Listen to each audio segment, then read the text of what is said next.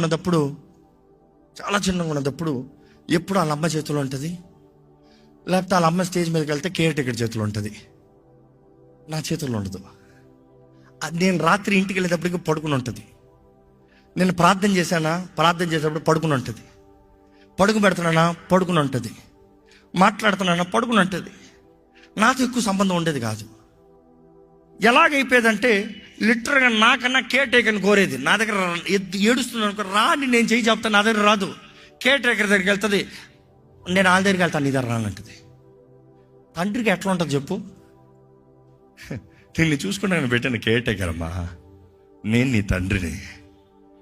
అయినా నేను ఒకటి గ్రహించా, wait wait wait, it's only a period of time. నీ మనసు కొంచెం ఎదగాలి, నీ మనసు కొంచెం గ్రహించాలి. మీ నాన్న ఎవరో నువ్వు తెలుసుకోవాలి.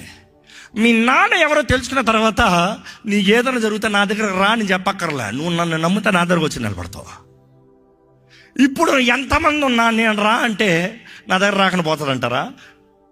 నాన్న తెలుసుకుంది కదా, మైండ్కి అర్థమైంది కదా, గ్రహించింది కదా, ధైర్యంగా వస్తుంది. ఏడవద్దంటే ఏడవద్దు, ఆనందించంటే ఆనందిస్తుంది, గంతులు వేసుకుంటుంది. ఏ భయం లేదు. నీ మనసులో ఉన్న గాయాలు కూడా బాగుపడాలంటే, మానాలంటే, స్వస్థపరచబడాలంటే, నూతనపరచబడాలంటే నువ్వు దేవుని దగ్గరకు రావాలి. అదే కీర్తన 23 చెప్తున్నాడు, యెహోవా నా కాపరి, నాకు లేమి కలగదు, నాకేం బాధ లేదు, నా కాపరి ఉన్నాడు. ఆనాడు గొర్రెల కాపరిగా దావీదు ఉన్నాడు. ఆయన తన గొర్రెలను చూసుకుంటున్న విధానం చూసి నా దేవుడు నా కాపరి ఉన్నాడు అని చెప్తున్నాడు.